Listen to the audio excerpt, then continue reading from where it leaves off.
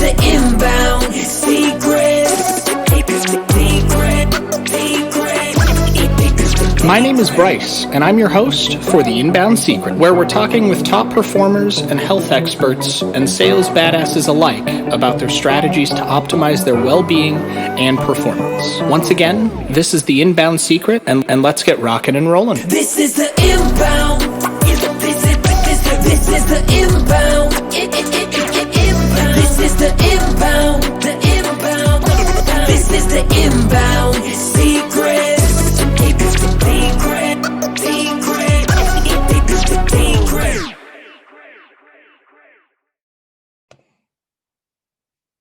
We are recording. What is going on, everybody? This is Bryce with the Inbound Secret and Cereal Bowl. I've got a special guest for you guys today. His name is Adil Amarsi, and we are talking about thoughts to profits and how to become virtually limitless, following a methodology and really following your heart to leave an impact. Adil, do you mind just giving an introduction to everybody? Hey everybody, thank you for having me on, Bryce. I appreciate it. For those that don't know who I am, I have been a senior high-level copywriter for well over a decade, been doing this for 13 years. Professionally, it's more closer to 19 years. In the last 13, we've done over 700 million in sales for my clients. And yeah, I just like working in different markets and having fun. So that's basically me. Oh, and a fellow podcaster. That's how we met. That is how we met. And thank you for being on the show today.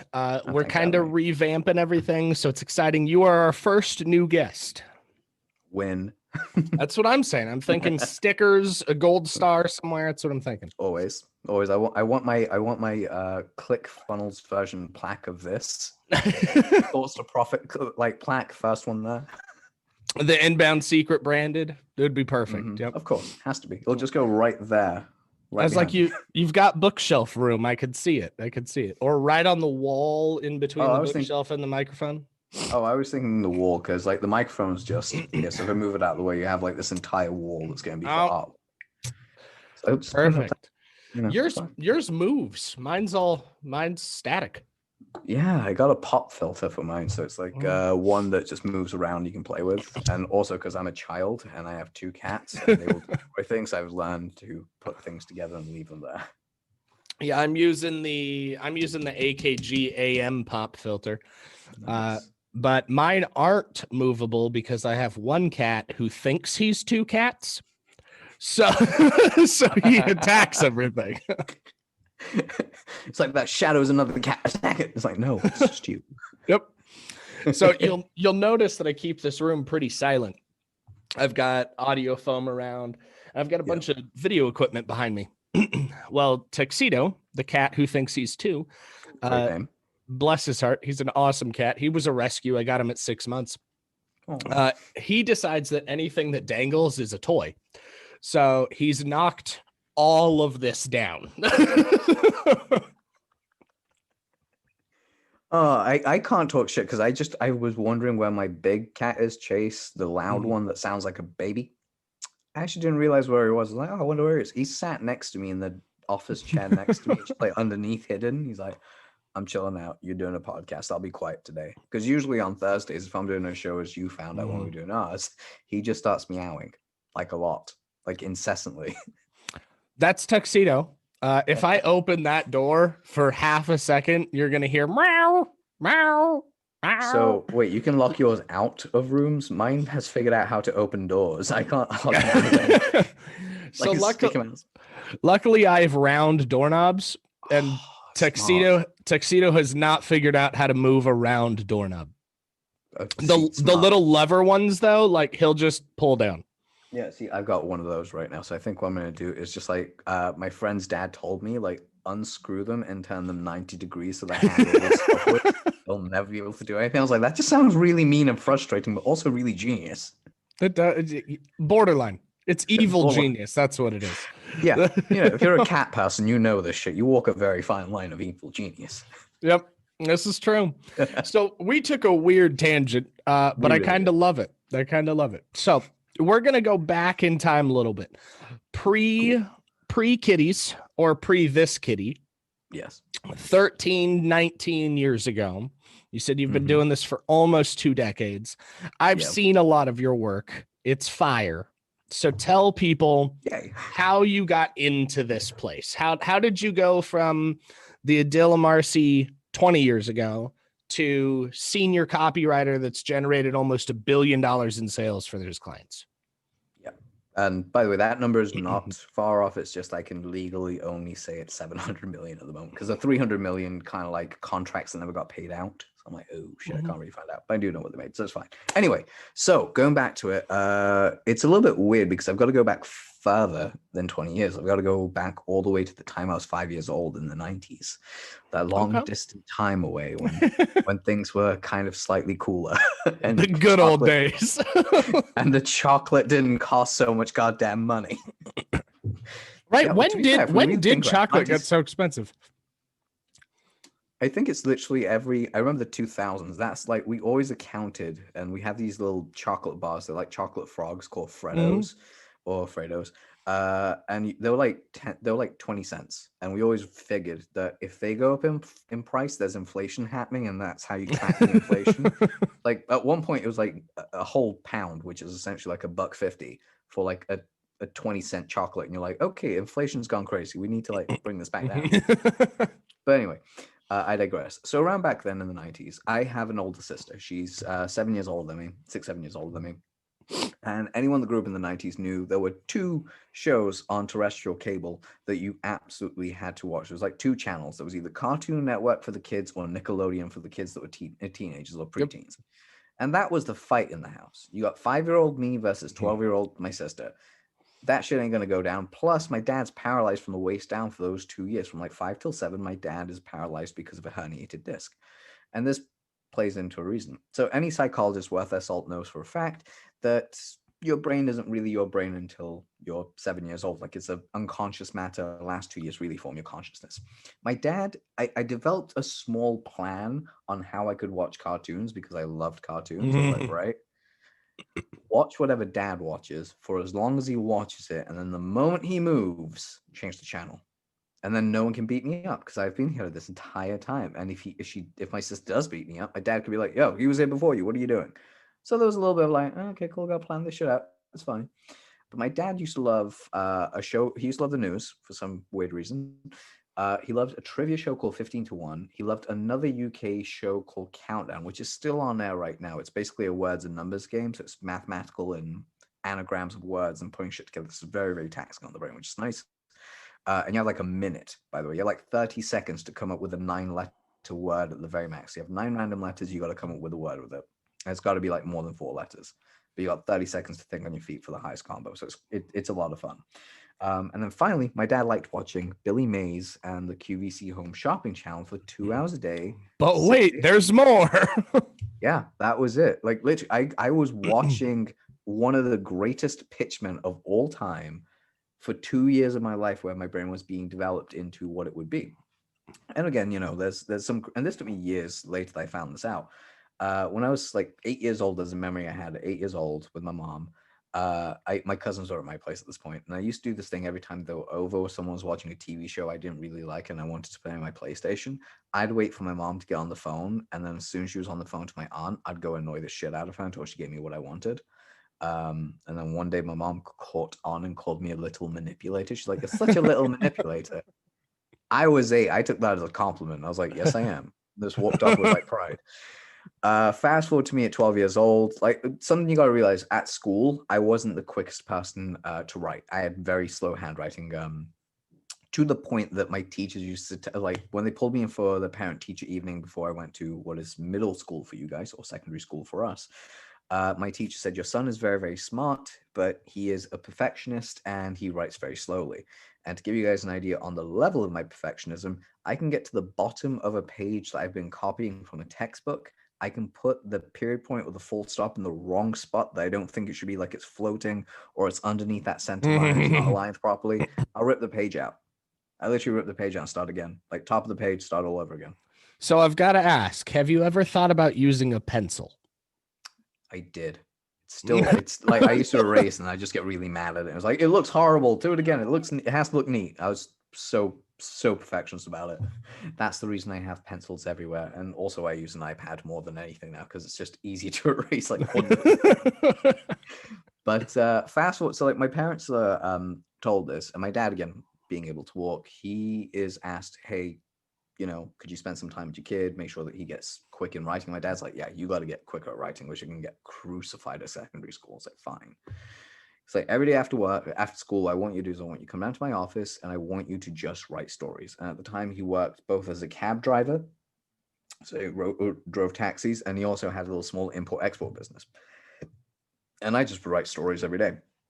Around a year later after this incident, when I'm 13 years old, my parents get separated. Like they separate out. I end up going with my mom and my sister, and my school commute goes from 30 to 40 minutes total time, 20 minutes each way, to 2 hours on a bus. So I've got to catch 2 buses every day, an hour each way. And I am a lonely, quiet, shy kid who is hunched over and doesn't want to be seen. Because at this, I was like 13 years old. I was like 5'6" at 13, because I'm like 6 foot tall now. But like I was 5'6" at the time, and I was taller than most people in my school. So I was like trying to fit in, not stand out. I lost a lot of weight, which was nice. But when I went back to school, I fell into the love of hip hop. Like I already had a huge love for hip hop and R&B, but I started like making beats. I started creating. I started battle rapping back at that point, because battle rapping back then was very similar to like the way that Eminem, Immortal Technique, and all those guys came up, because it was that era of time. You didn't have time. You'd be on the schoolyard, someone would make fun of you. You got to go back at them. It was very straight off, off the cuff. You got to riff. And that kind of like honed me a little bit. And then I felt like I'm an artist, like I do draw, but I fell out of loving to draw. So I went from drawing to poetry to hip hop to instruments, and then instruments to stand-up comedy and voice work. So I actually became a voice actor at a very young age as well. So I went through all this metamorphosis of stuff. 18 years old, I find myself working at a retail place that I really enjoy, like a GameStop. And I like my whole goal at that point was I wanted to be a martial artist. I wanted to fight professionally. I was like, I want to pursue this fighting career. That's what I'm made for. I'm not made for that. I actually do I love fighting. Like I genuinely love combat sports. Like you can talk to me until the cows come home about combat sports. But at this point it was just crazy. So I'm trying to find a way to fund my combat sports dream. I'm like, I don't want to be broke, work a job, and then have to go train. I want to have a business so I can go train full time. My instructor at the time figures this out. He's in MLM. He brings me into MLM. We have a fallout after 6 or 8 months because I grew my team a little bit quicker, or some bullshit that was there. I have no idea. It was something to do with leadership, and he wasn't happy that I was progressing or some stuff. I was like, fair enough. He wasn't getting paid off my commissions anyway. Anyway, long story short is he and I break, and I let go of the traditional MLM stuff, which is call your friends, call your family, get people involved. And I go online. I'm like, there has to be a way to do this online. So I go online, find a bunch of people that are doing it successfully online. That's how I start my online career. I go to a seminar because I had 10 people read my blog post, and I'll explain why in a moment. I had 10 people read my blog post from an MLM that I was in. I went to a seminar about traffic, became friends with all the speakers, applied some of the stuff, got some traction, and then the company folded because they got scammed and they had to be sold to World Ventures. It's like, fair enough. I was like, I don't want to do this anymore. I don't want to pay monthly fees. I can go build my own business to be an affiliate marketer. Head down the affiliate marketing route, doing my thing. I'm like, I'm still sucking at traffic. I made like $45 total. I don't know what the fuck I'm doing. Fine, fair enough. Excuse my language. And then I end up going to another seminar, but this time I'm crewing. I'm part of the crew of the same seminar company that I went to before. My job as a 18/19-year-old kid is you have to go ahead and you have to go do all the what's called green room duties. So you have to look after all the speakers, you have to get all the food, you have to make sure everyone's taken care of. I'm like, I love it. Cool. It's a good spot for me because I thought I couldn't sell for shit at this point. So I'm in the room talking to them, become very good friends with them, and they're like, what are you good at? So I'm terrible at everything. Like, no, seriously. They was like, what's a result you've gotten that you'd be proud of? I was like, well, I don't know if I'm proud of this because it's not great. I wish I had more people. It would be more impressed if I had more people there. They're like, okay, what do you mean? I was like, well, I wrote a blog post about this network marketing company I was in until I deleted it because I left the network marketing company. I was like, it's no point sending people here. And they're like, oh yeah, what happened? I was like, I had 10 visitors and 7 of them gave me money. I wish it was more visitors so more can give me money. I know those are terrible numbers. And they just looked at me like I was the dumbest human ever and went, 70% is not a bad number. What's wrong with you? Like, there's a room full of people who pay you like 10 grand for half that. Right away, 70% done. Right. Right. So like I do that. And while I'm at the seminar, I am convinced that I cannot sell for shit. I'm told that I'm not a good salesman. So I'm like, I'm not a good salesman. Who's going to buy from me? So I decided to get some advice from someone that like go join a commission only door-to-door sales company. At the same time as this Gary Halbert, he was like, Halbert was like, if you've sold in any form, you can write copy. I was like, great, I'll go improve my skills in field. Cue 6 months of like really hard, long hours, doing okay here and there, but losing quite a lot of time. In that time period, and this is quite important, in that time period, I decide to hang my shingle and like, okay, I'm a copywriter. This is what I am. This is what I do. I come back home from said seminar. The whole door-to-door thing is like 3 days later. But as soon as I come home, my dad goes, "How was your seminar?" It's one of the few times my dad and I like really got on when I was younger, because my parents had got back together at this point as well. They got back together a couple of years prior. My dad sold the company that he had. And he goes, "Wait here." I was like, "I'm going to be a copywriter." I was like, "Great." He goes, "Wait here. I'm going to go upstairs." Goes into the attic, brings out this big, massive black file and goes, "Read the first 3 ads." So I read the first 3 ads. By the third ad, I'm like, "This looks familiar. I don't know why it looks familiar. It just looks familiar." He goes, "Yeah, you wrote them."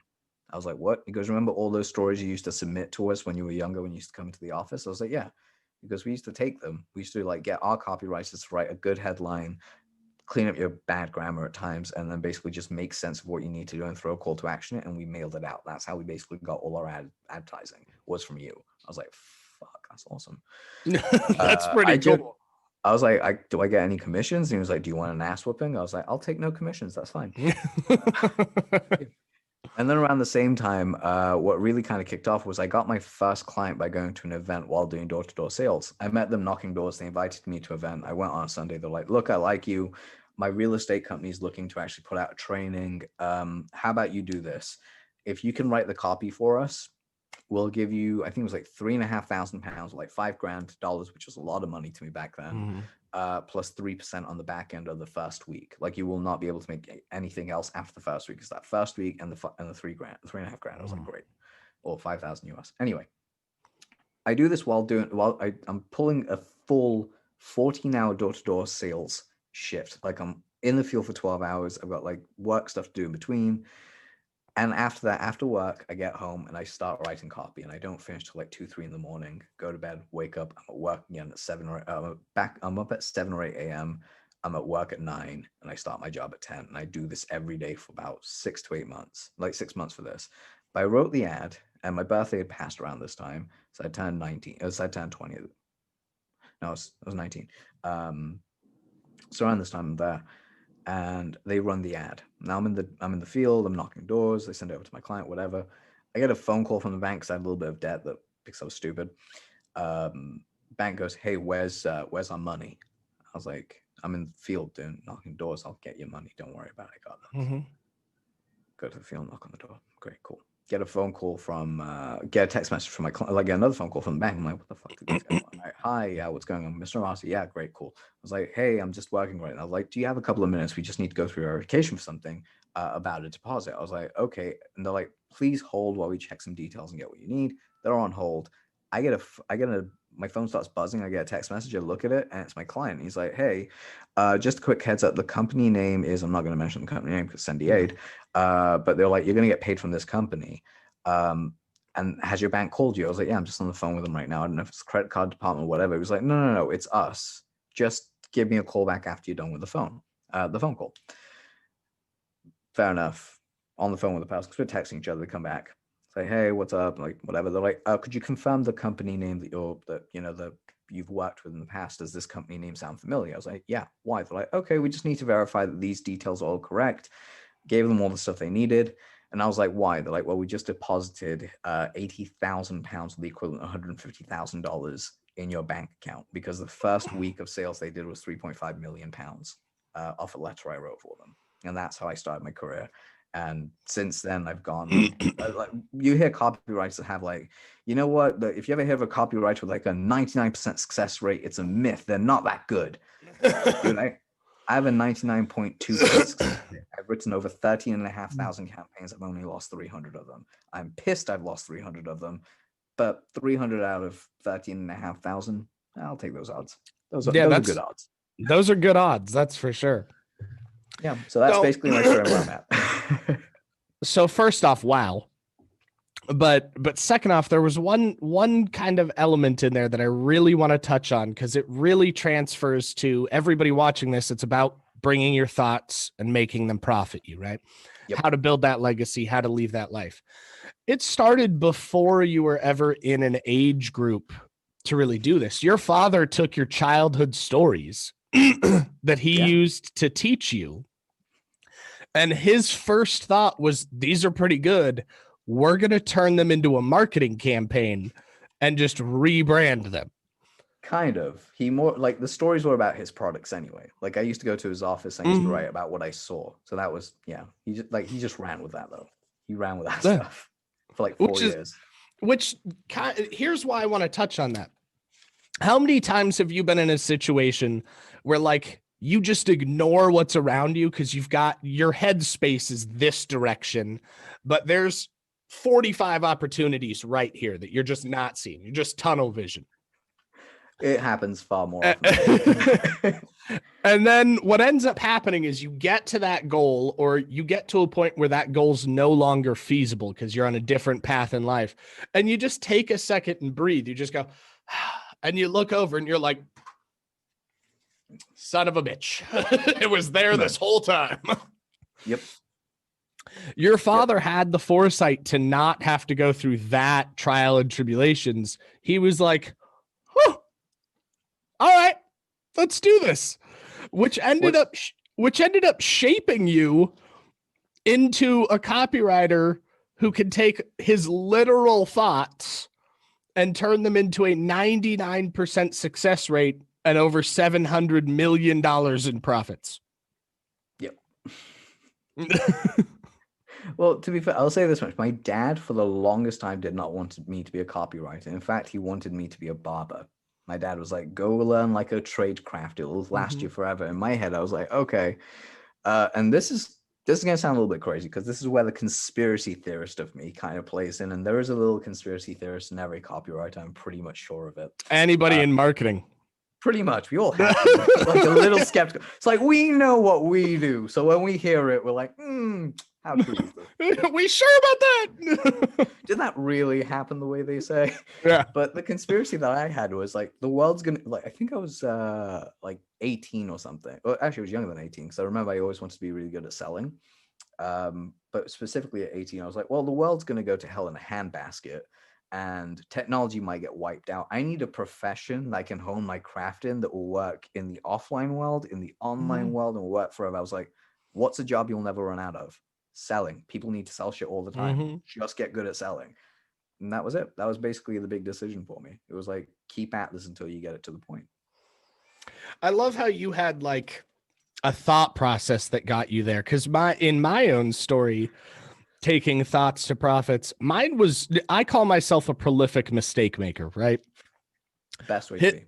Historically speaking, I basically just fell down flights of stairs, metaphorically speaking, until eventually, and physically, until eventually, like something clicked and I'm like, well, this isn't who I am. I've done everything out here. And then like it took my life crumbling for like the fourth time. And keep in mind, I'm only 28. Okay. So I'm older than you? God damn. For whatever reason, my childhood brain was like, yep, let's make life as hard as possible. So went down that road. And then after like the fourth time of my life just crumbling and me being subterranean at this point, not just ground bottom, just subterranean. Oh yeah, it's when they say that when you hit rock bottom, it's like, bitch, you don't know what rock bottom is. I'm on the other side of the rock bottom. Yeah, exactly. I was like, here's rock bottom, here's the subway, here's where I was. Exactly. And so after figuring that out, like it was a big transformational time for me. And it's the reason I started seeing a psychiatrist. It's the reason why I started focusing on health. It's the reason why I started investing in networking groups and masterminds and coaches and consultants. It's why I spent so much time and money and energy going back and really perfecting something that I didn't even think was my craft at the time, right? I more or less fell into marketing because I had to do it for my prior companies. I had to do it for my dad's company. I had to do it for companies that I was hired for. I had to do it as a contractor, but I never thought about it as a thing, right? It was always like an afterthought, like, oh, well, I've got to sell stuff, so I've got to market. Yep. And then during that transformational period, like a thought came on and was like, I've been doing this for like 10 years. Why don't I just get paid to do this? Because one, it marked all of my keys off. It needs to truly help people, it needs to be able to build a foundation. I need to be able to make an impact, and I need to be able to change lives. All four of those were hit. So it's like, ding. So then I start this company October 1st of 17, left the other associations as in, and we've just, I think at this point, we're 115 contractors on Access in. We're bringing almost everything in house now. There's only a few things that we don't have in house. We're selling products or services in 3 countries now, as high as 5 before GDRP got all crazy and before everything got really politicized. We've got a call center that we contract out in Australia. And we've got 6 new products launching, including the Thoughts to Profits challenge and product that launches here within the next 30 days. Which is incredible. Which is 5 days to take somebody from nothing to having a product, a funnel, the copy, the ad, the mindset, the blueprint, the wireframe, to be able to really optimize that opportunity and launch their own profitable program. I will say this much, if it's okay, just to jump in here.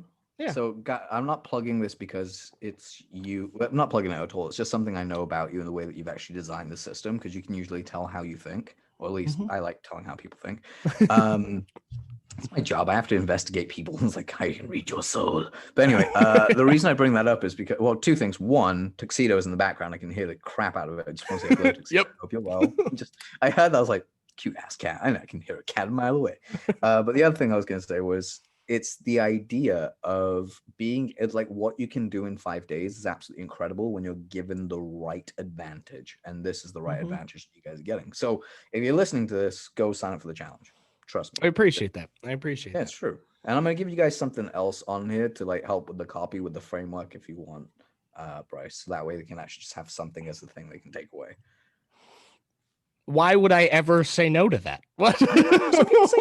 It's weird. Like, I have a different idea about this. I'm like, fine, whatever, dude. This is all about helping people go from thought to profit. Sweet. And start to build a legacy. So anything that you want to provide to help the people, we're all game for. Okay, so I'm going to give you guys a couple of things, and we're going to do it in about 5 minutes. I'm going to speak very quickly. So wait, I think we're at a half-hour mark, just under 30 minutes in, I think, into the show. So what I'm going to say is, if you're listening to this or in the notes, we're about 30 minutes in. This is going to be like, listen to this again. So the first thing I'm going to give you is the squeeze page formula. Now, the squeeze page formula is something that I came up with 2014. Like, prior to that, no one really put testimonials on the landing pages for some reason. And one day I was like, let's see what happens if I put a testimonial on this opt-in page for this free report that I'm giving. Conversion rates went to 60% on cold traffic, and I've never gone below 40. I broke Webinar Jam at one point, by the way, with a 90.6% conversion rate. Jesus. Yeah, someone else just broke that record on another webinar that my buddy Andy Hassan was talking about. They did 91.3, and I was like, dude, can you send me the link? I look at the landing page, it follows my formula. So I messaged Andy back going, dude, this is the formula. So to give you guys an idea, here's the formula. It's very simple. It's so I want you to visually see this. So you've got a headline, so it's full length, full width row at the top, headline, full width row, subheadline.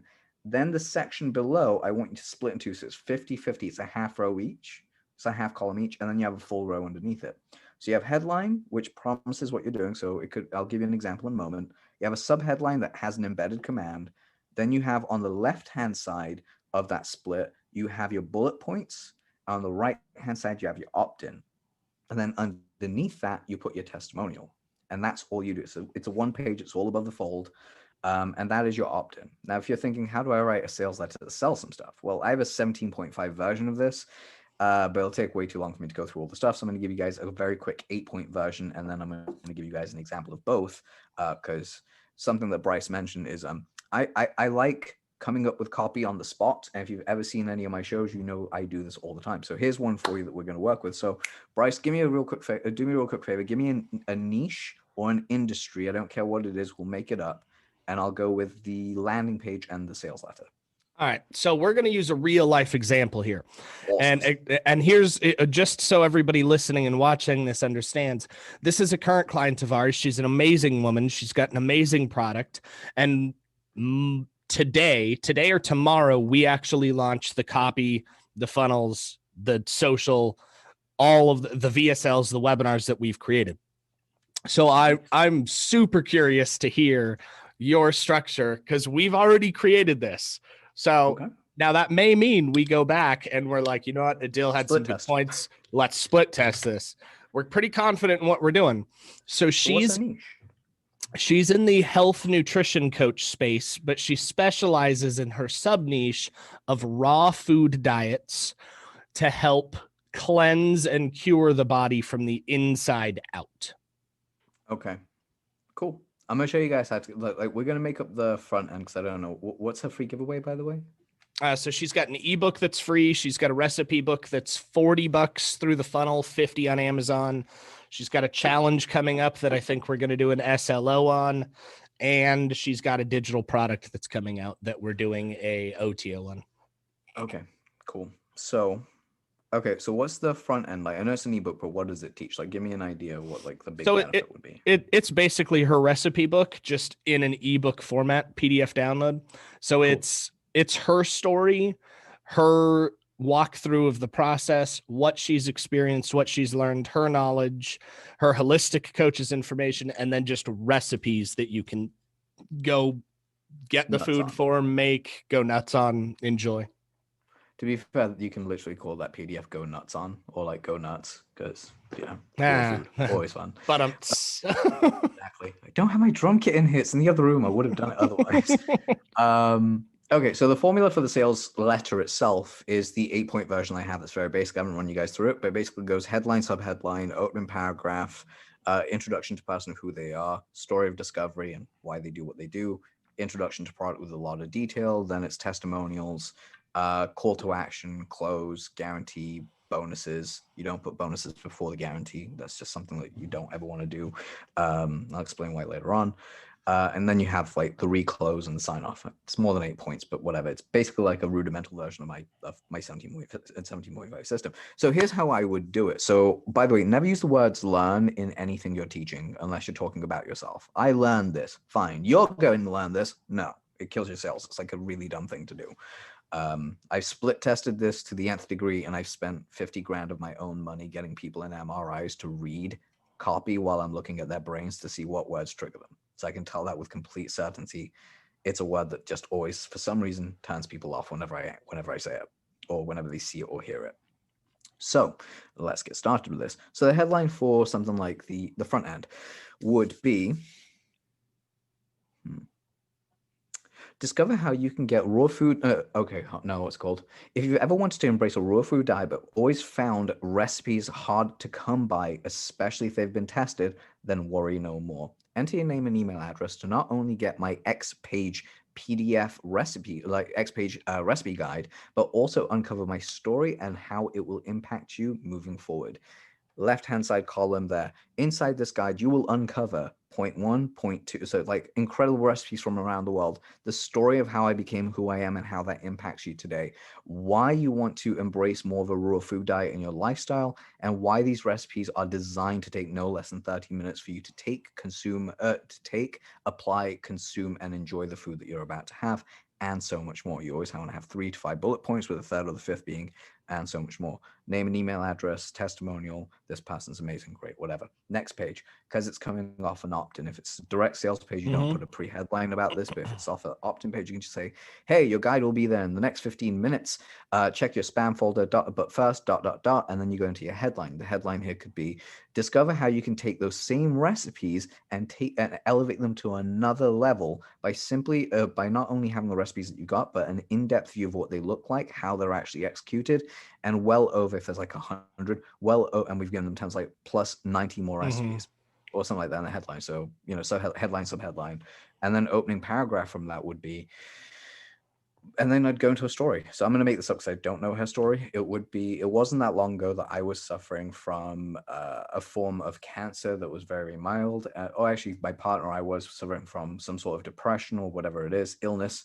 And what ended up happening was that during my time, I tried absolutely everything there was and nothing worked. In fact, I went vegan, I went vegetarian, I went carnivore, I went keto. Everything seemed to fail. Nothing seemed to actually make my body feel better, except whenever I was doing these diets, I would find that my body would heal only ever so slightly. So being the person that loves to test and find where her body is and what goes on, I naturally gravitated towards breaking down what it was that worked. And what I found was that my body responded best whenever I ate anything that was raw food.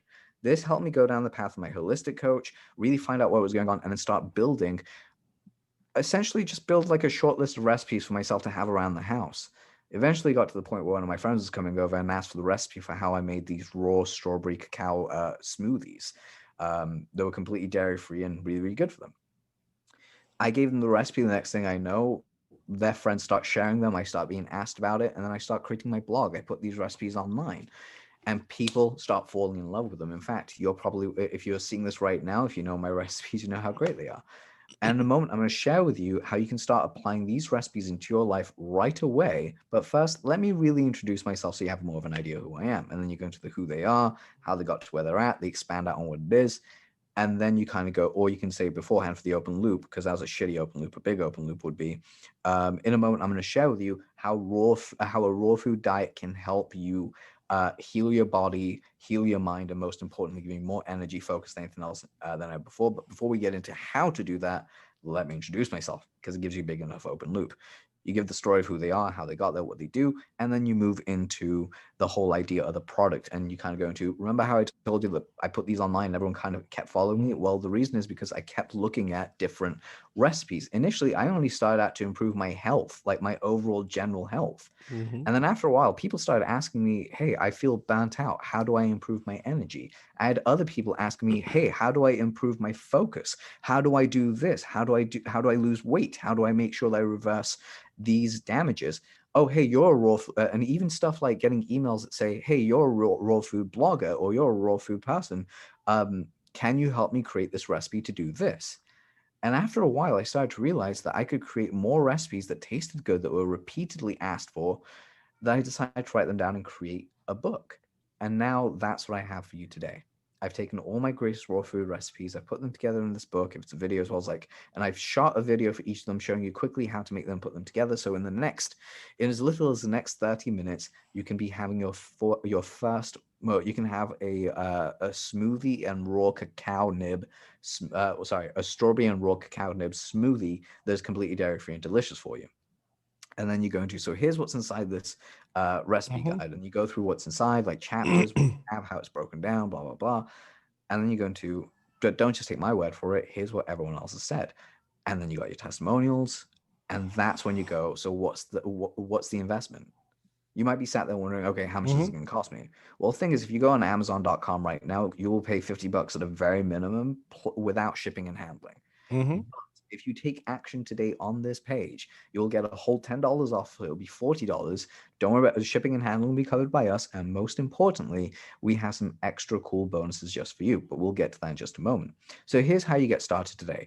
Click the order button where you'll be taken to your secure checkout page where, and by the way, this is a 4-letter invention by yours truly, because I haven't seen anyone else do it.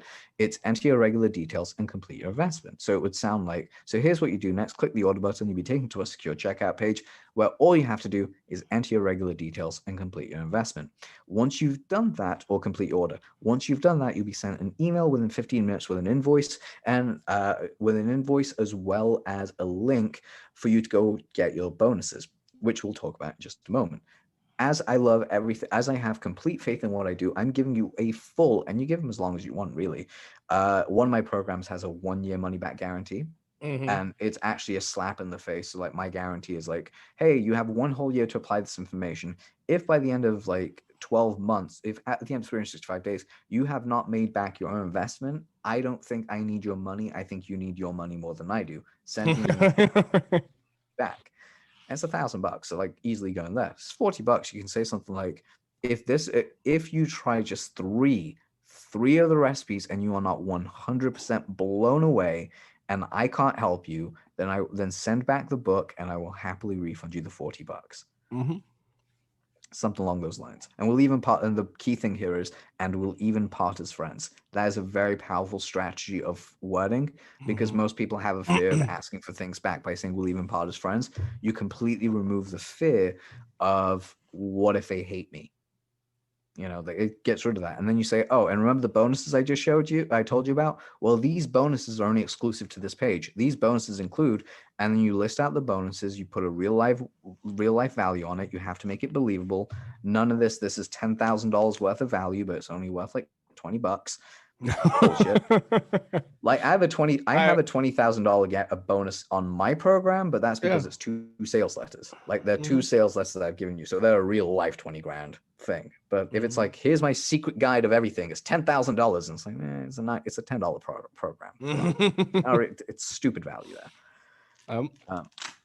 And then finally, what you do is you reclose by basically reminding them what they're getting, why they want it, what's going to happen. And then finally, you move into the sale. You've got the close, you tell them what to do, and then you sign off. Now, there is an element I did miss earlier, which I'm going to go back to, is when you're explaining what the product does, go into depth about what those different areas are, how to get more focus. You might want to try my smoothie berry, my berry blaster recipe to get more, and to get more productivity. You want to try the protein heavy shake or whatever it is. Whatever the food is, you have it there and you just kind of have a name for it without the recipe.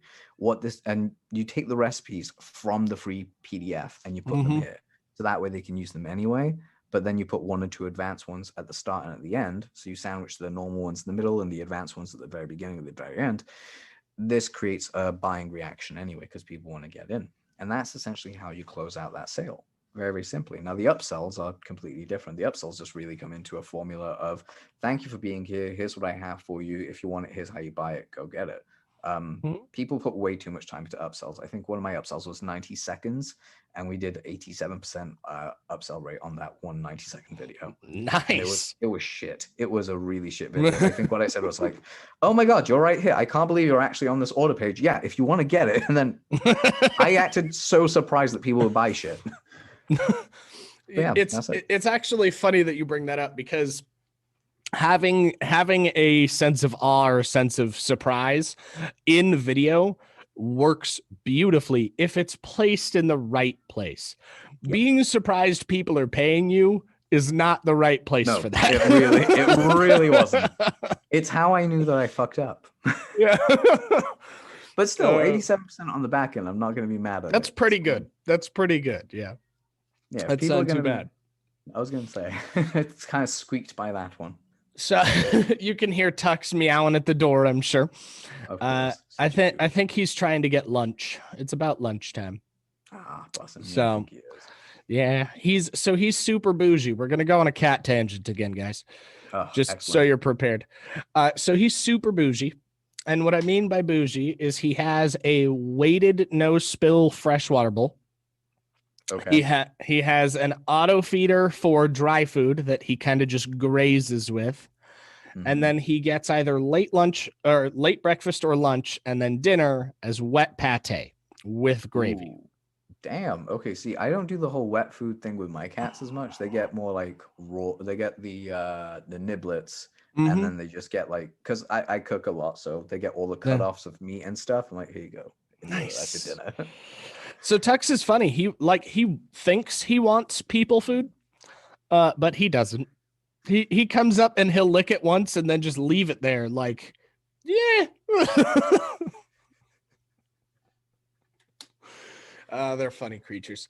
So Oh, they really are. you've just shown everybody in what 10 minutes how to take a thought you didn't even have before this call Yeah. into actionable sales pages that And the I'm lander.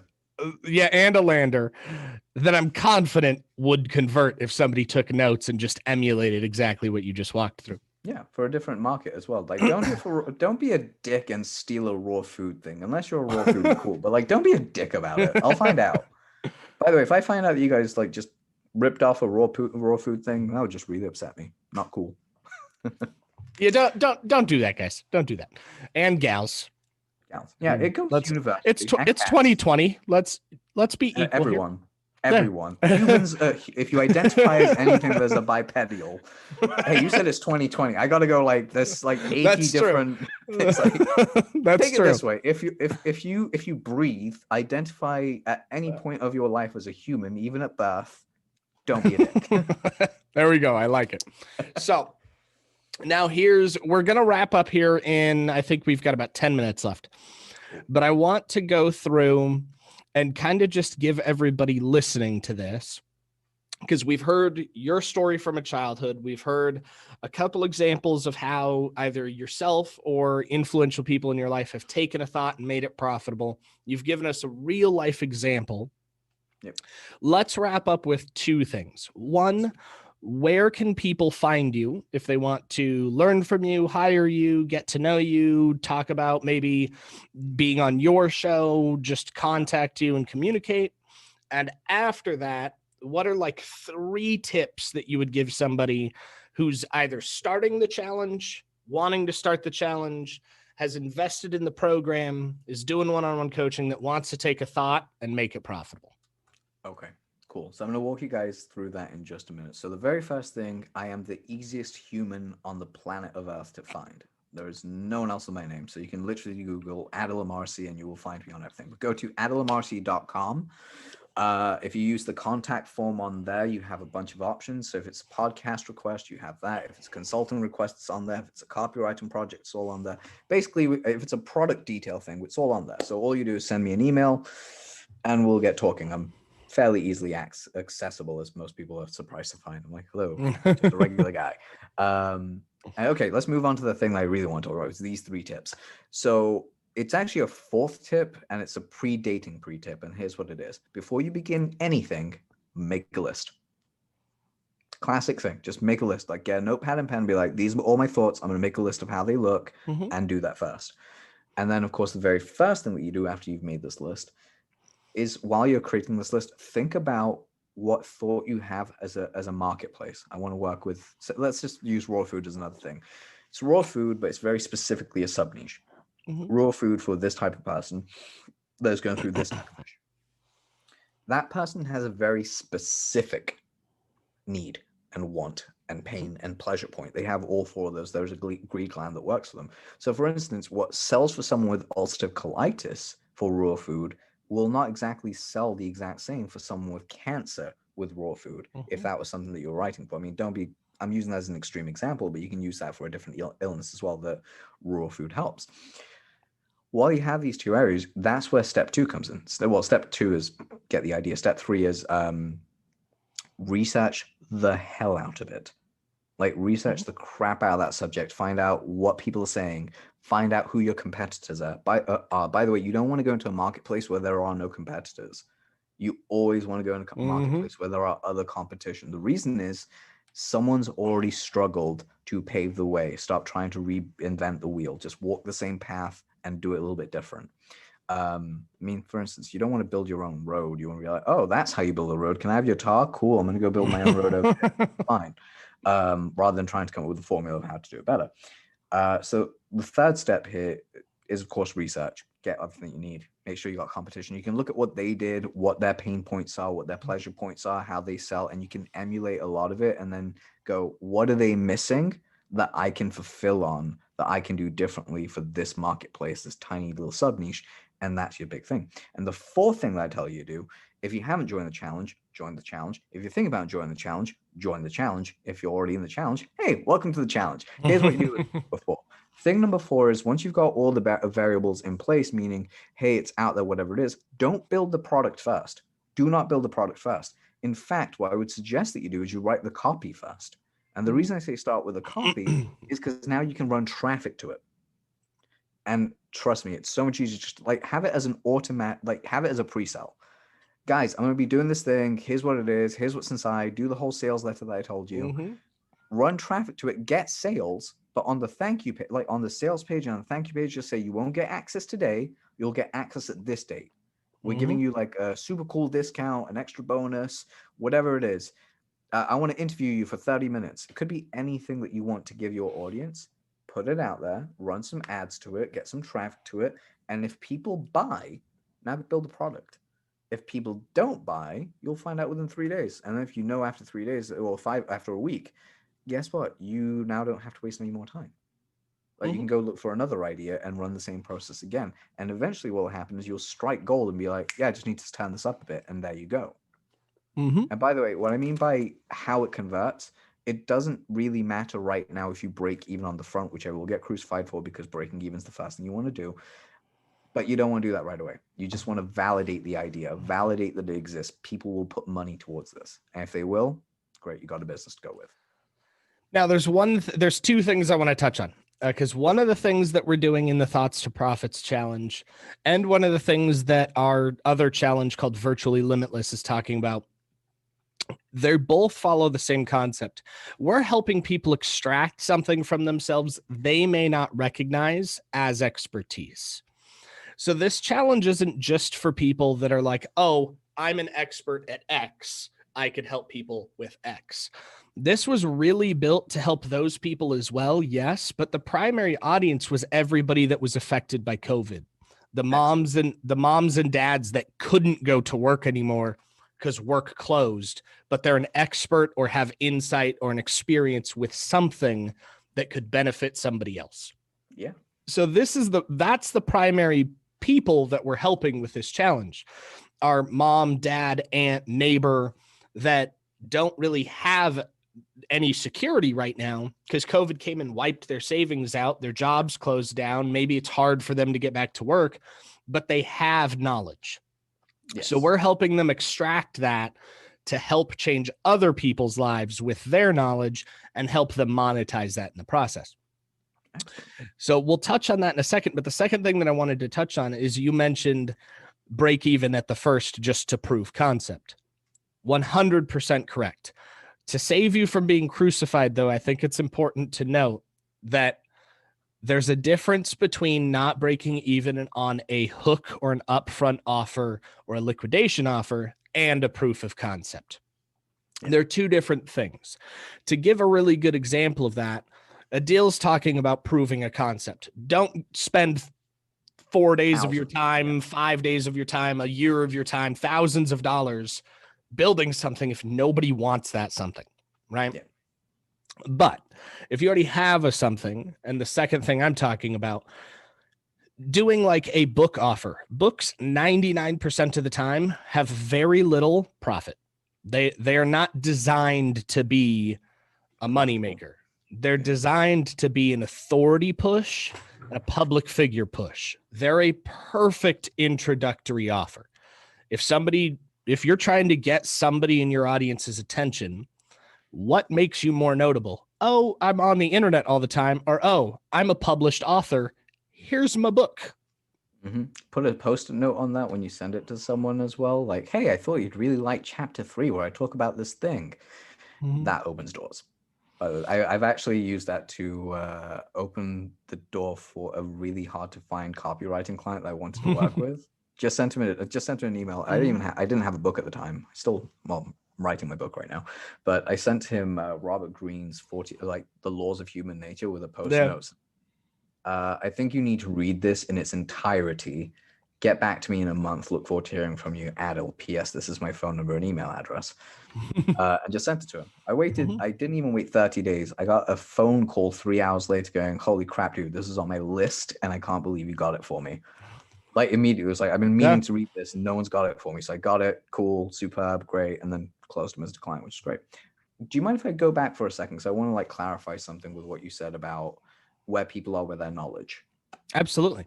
Mhm. Cool. So everything I said about those 4 points essentially apply universally. They apply no matter what level you're starting out at. If you have knowledge and you can teach something, like I'll give you an example. If you can play piano, you can actually do something with it. Mhm. Like that knowledge is there. This is an idea I gave to a friend a while ago. She worked in nursery before COVID. COVID happened. Of course, the nurseries went into lockdown and shut down in the UK. I just like a lot of the parents were like, dude, I still need someone to look after my kid to like, because she worked specifically with like a very, it was a Montessori school, so it was very, very high end. I just told her, like, go to the, like, you see these people on the last day of school before they go home, just say, hey, just so you know, I'm actually a trained pianist, and a music teacher. Do you want me to work with some of the kids here? And I'll basically split it up. So like, I'll only work in a bubble with your kid. Like I'll teach them from distance. So we'll do a Zoom call, they'll get on the piano and they can play. And I'll show them what to do. Or if, because they're kids, they really can get COVID at the time, or so we believed. What we just did was instead I said, well, why don't you get them to come over to your place and play on your piano and, you know, Mhm. have the parent there or have the parent zoom in so they can see what's going on. And like, yeah, I don't know how much to charge, like $30. I was like, this is a Montessori school. They spend like 30 grand a year on just their like Mhm. 3-year-old's education. You can charge a little bit more. We bumped the price up to $100 to start with, and then now it's like $300 or $400 a child for like a month just to work with them. She rebuilt her entire business like as a music teacher in like 30 days. She was like, I'm making more money as a music teacher than I did as a regular teacher. Yeah. She loves the job, so that's why. But that's an idea of how you can even do this. Well, and that's, I mean, there's so many of them. We've had clients that were contractors that on the East Coast, they got hit hard. They couldn't go on properties, go in properties. They couldn't meet with people. The regular, like New York was completely shut down. Yep. So a lot of contractors were like, well, what do we do? One of the things that we helped them discover was you're still an expert in design, structure, interior, and creation. Do a virtual sale. You don't have to be there to do it. If somebody wants a kitchen remodel and you can't get supplies and the state won't let you go actually do the build, do a 50% down, deliver an entire digital prospectus of what you're going to do, how you're going to do it, the blueprints, the design, some 3D functions of it. They'll buy that all day long because then they're one step closer to just being able to hand that to you or somebody else right when the state opens and their kitchen's done. Exactly. And because it's 50% up front, they're not worrying about how they're going to basically afford this thing. Like, oh, it's only half off. Cool. I'll pay him half for this blueprint. Mm-hmm. There's also the other people out there that get super, like my friend Lauren, her husband Ben. Mm-hmm. Dude is a handyman. He's basically rebuilt their entire house over the last 10 years. Like every year he tears out a new room and redoes it. This year's COVID happened. That he wanted to redo the kitchen. Similar to you, I don't think he went this way, but he hired like a local architect to basically draw out the plans of the stuff that he needed for this kitchen he wanted. He took the blueprints and got all the material and built it himself. Still a possibility. It's 50% off, and you guys are killing that, so it's fine. And there's a myriad of ways, like PTs, personal trainers. I know are starting to do like group sessions on Zoom. Well, let's think about that. You've got products specifically designed now. They're hitting the market for virtual trainings. Mm-hmm. PTs aren't just now in person. I mean, what was the big controversy with that bike? Peloton. Peloton and their competitors have both released virtual only PT style one-on-one training systems that you can buy. Yeah, and they've had them for a while. Yeah. And it's incredible. So what I want everybody here listening and watching today is, and like Adil's mentioned, it doesn't matter what you did or what you do or what you've done. You got some gold up here. We just got to mine it out and help you help others with it. Exactly. Give Are me you 1 second. taking kitty photos? I am. I want to show them to you because hold on. Just gonna like zoom that into there. Oh, You got my two little tiger babies just chilling out. I'll send that to you on Facebook later on. But send it I to want me. a Yeah, dude. I want a photo of Tuxedo. I'm looking for one right now. I'll go take a live one for you, but He'll just we've look and be got like, "Where have you been, human?" yeah, we've got Couple of seconds left. we've got so many photos on here. We did like a little adventure style weekend, I guess. How do I make this do the thing that I want it to do? It's not What doing do you the want thing. it to do? Do the thingy thing. By the way, have you? Oh, little tuxedo. Mhm. Oh God, he does look like he's wearing a tuxedo. Right, Not gonna doesn't he? Yeah. He's so sassy. lie. I love sassy cats. My girl, my girl Luna, the little of the two ones. Believe it or not, she's 6 years old, but she looks like a kitten. It's adorable. Like she has a kitten face. She rules the roost. Like she is straight up the assassin of the house. She's like, That you know sounds what? right. Yeah, I'm queen bitch here. And lately she's become my favorite. Like I've become her favorite recently. Like she'll sleep next to me now. Yep. She'll wake up. She sits in my recliner chair when I'm reading. It's amazing. But we all know that my boy's my favorite. He's always gonna be my favorite. I've had him longer. Yeah. He's louder. Okay. So before we get lost in talks about the cats, Yes. because remember, not everybody listening is a cat person. Just so you're clear, if you're a dog person, I also love the puppers. Same here. If I could have one here, I would. You'd see a Well- little fucking dog next between them. So my COO is splits a house with me. He's my roommate, and he's got a lab, a little black lab, and I think it's a lab healer mix, if I'm correct. I may be wrong, Josh. If you're listening, don't crucify me if I got that wrong. But his name's Diesel, and he's adorable. So Diesel, we couldn't be. so we But one of the things that like I call him, Josh just call him, is wiggle butt, because he's got a little tiny nub for a tail. So like his whole ass shakes when he goes to shake his tail. It's just his whole butt. It's just like nee, nee, nee, nee, nee. And it's the cutest freaking thing. So oh man, Yeah. that sounds amazing. Like, trust me, I can get lost in talking about pets all day long. I fucking love dogs and cats. It's a huge nerd for them. Okay, so thoughts to profits. For those of you who are interested, it's www.profits.com. It is officially starting its pre-release today, meaning I think we have our first live today, if I remember correctly. Group links will be dropped on my Facebook. So make sure that you go find me. They'll be posted on all socials so that you can join the private group. Those of you who maybe want to learn a little bit more about Adil, make sure that you go to adilamarsi.com. Take a look at what he's got. If you haven't noticed by now, he is a master at his craft and he's here to help.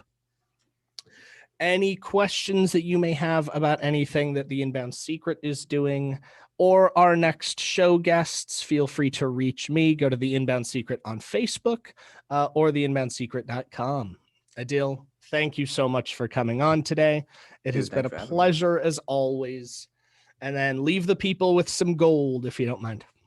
Ooh, one last thing. What should I leave you with? Well, Bryce, it's been a pleasure being here. We'll say that much. Guys, please go join the challenge. Check me out. All the fun stuff. Now, let's leave you with something absolutely brilliant. And it is known as my content matrix. It's three simple steps. So if you're out there thinking, how do I promote myself organically? How do I know what to talk about? Here's the simplest way. You have a story and your story is unique. There is a reason that you became a PT. There is a reason that you became a physiotherapist. There is a reason that you did whatever it is that you do today. There was an unconscious reason. Maybe it was a love for it. Maybe it was something else. Think about that. Then I want you to sit down and go and write, again, piece of paper. Step one, all I want you to write is, what was the big defeat that made me be good at my at the thing I love to do? So for me, if it's like it was like Thai boxing was a thing I absolutely enjoyed as a kid. The thing that made me go do Thai boxing was I got my ass handed to me really badly by a kid older than me, and my mom got scared, so she decided to put me in kickboxing classes, and then I took on Thai boxing. So that's like why do you do what you do? Like, what was the thing? Step number 2 is, when did you know there was a point of no return that you're just like, you know what, this is great. I'm totally into this. This is what I'm going to do. Like, how did you know? For me, again, everyone has it. Like, working out is painful at the very beginning. It's one of the worst things you can do. It hurts like hell. But 90 days later, you're happy with the results. Things look brilliant, and working out doesn't feel like working out anymore. It just feels like fun. So that's essentially it. When did that point of fun come along? Like, what was it that basically made it fun for you? What was that point you go, I can't go back to that life anymore? And then third, very simple step to do is, I want you to take that same sheet of paper. I want you to draw a horizontal line and 2 small vertical lines on either side. On the left-hand side, I want you to write what your defeat was. On the right-hand side, I want you to use what your victory was, the point of no return. You know, I've got this, or yeah, enough of this. And then in between that, I want you to mark off all the milestones that went from that key point on the left to the point on the right. So for instance, if you're using martial arts, it's like, got my ass handed to me as a 12-year-old, 13-year-old. Okay, cool. What was the next step? Tried karate, hated karate. Next thing, tried kickboxing, loved it. What was the next thing? I had to make sure I showed up once a week and get my workouts in. What was the next thing? I had to make sure that I could skip because I couldn't jump rope, so I had to learn how to jump rope. Okay, what was the next thing? I had to learn how to throw punches and kicks. Great. What was the next thing? I fell in love with Thai boxing. Great. What was the next thing? And that was like, where was that point of no return? It's like, oh, it's 3 weeks after trying Thai boxing on a Sunday when I sparred and realized I don't have to hit you in the head. I can kick you in the legs, and that's fine for me. And that was the point of no return. So it's a very odd place to leave that off, but I've documented all those steps. Now here's where it gets to an infinite matrix. You take each one of those milestones and you do the same thing, the defeat, victory, but the victory is this milestone. And you break down how you got there. And then all you do is take each one of those points and you write them out. You write them out for people to follow. Like something as simple as, you know what, when I first started out, I absolutely hated doing push-ups. Push-ups, hated my life, and I hated them so much with a passion, couldn't do them. And then I figured out this one little way of doing them, and I stuck to it. Essentially, I started out on my knees, as you would, then against the wall, and then I started doing full push-ups, and then finally, after like 3 weeks, my arm stopped hurting so much, and my push-ups became incredible. I was doing like 1 arm push-ups within a month. It was brilliant. And that's the end point. I encapsulated the whole story in like one story, but you can break that up to several parts and release it throughout the day. And that's kind of like that's how you do it. That's how you basically create an infinite content matrix, is by figuring out what your defeat is, what your victory and point of no return was, and then telling the world about it. Awesome. Leaving everybody with gold. Once again, Adil, thank you for being on. Thank you. It was a pleasure as always. Everybody listening, we will see you on the next episode of The Inbound Secret. Take care, guys. This is the Inbound Secret. My name is Bryce, and I'm your host for The Inbound Secret, where we're talking with top performers and health experts and sales badasses alike about their strategies to optimize their well-being and performance. Once again, this is The Inbound Secret, and let's get rocking and rolling. This is the Inbound. This is the Inbound.